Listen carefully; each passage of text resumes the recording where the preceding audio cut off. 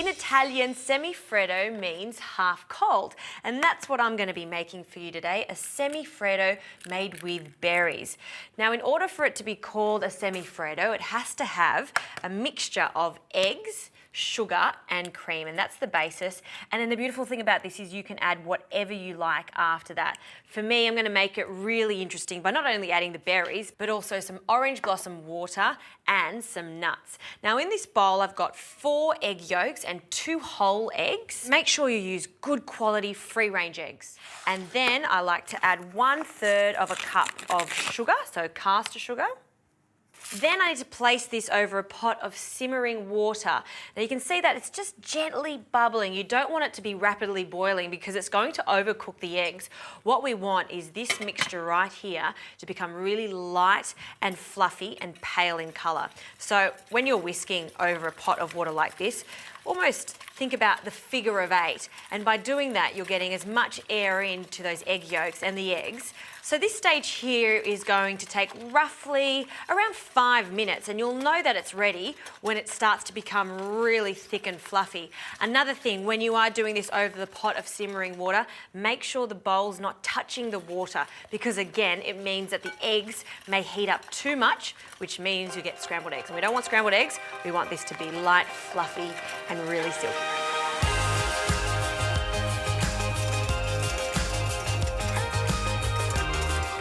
Now this is looking just right. It's going to come off the heat now, and another key indication to see if this is ready is just by lifting the whisk out, and if it forms a ribbon in the mixture, it's ready to come off the heat.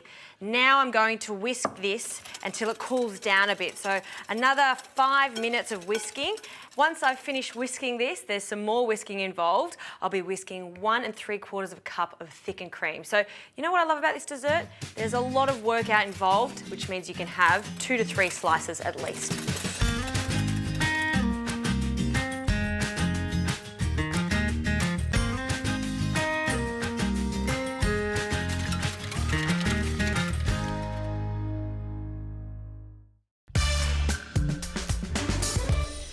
Okay, I think I need a nap now. It was a lot of whisking, but that cream is perfect. I'll actually show you just on the whisk how perfect the cream has been whipped. And now we need to fold this cream into the cooled down egg mixture.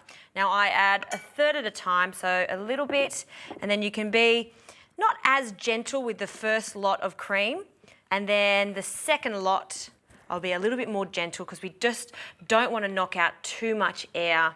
You know, they say that semifreddo is like a frozen mousse, and it really should be as light as mousse. So be very gentle at this stage, cutting the centre and then folding, and that's the best way to incorporate it. Now for the flavours, a little bit of orange blossom water. Go easy on the orange blossom water. If you put too much in, it'll taste like perfume. So just a small amount will make a difference. And now to echo that orange blossom flavour, a little bit of orange zest. The zest of about half of this orange, and we can use a little bit more when we're serving it. And for some crunch throughout this semifreddo, I'll add some slivered almonds, 1 packet, and then last I'll add the berries. Whole blueberries, they can go in. I'm not going to chop them. I won't macerate them. I like to cut into it and see the whole berries when the semifreddo has chilled completely in the freezer. Some beautiful raspberries. Look how plump they are. They can go in whole too. We'll just fold them in. That's all there is involved with a semifreddo. Now we need to just place it into a loaf tin that I've greased and I've lined with a little bit of cling film so it comes out really easy at the end. I'll fill it to the top, cover it, and then it goes into the freezer for at least 6 to 8 hours, or even better, just leave it overnight.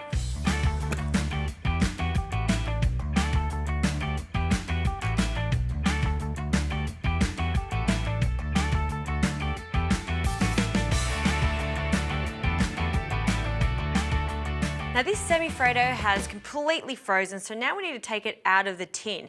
Bring it out of the fridge at least 5 minutes before you want to turn it out. And just to give it a hand, I like to just place the heat on my stovetop and just very carefully wave the tin over the heat just so it can melt a little bit so it detaches from the bottom. Very carefully pull it out. Oh, look at that, so easy. Take the cling wrap off and then I'll place it onto a board, and you can just place this onto a presentation board if you like and dress it and pop it in the middle of the table, but don't wait too long because it does start to melt. It is called a semifreddo for a reason.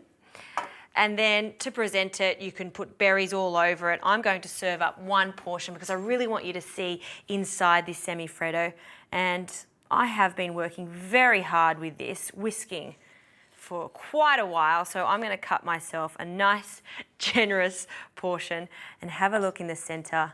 How great does that look? You can see the berries, you can see the nuts there. I love this. I'll place a piece on a plate.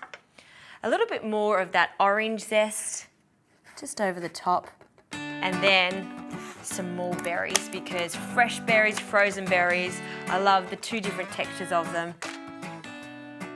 You have it. You know, the base of this is eggs, sugar, cream. That's the base. You can add whatever flavors you like. I've done honeycomb, chocolate, lemon verbena is fantastic. You know, this is very similar to an ice cream, but without the hassle of churning. Simply place it in a loaf tin, into the freezer, dessert, done.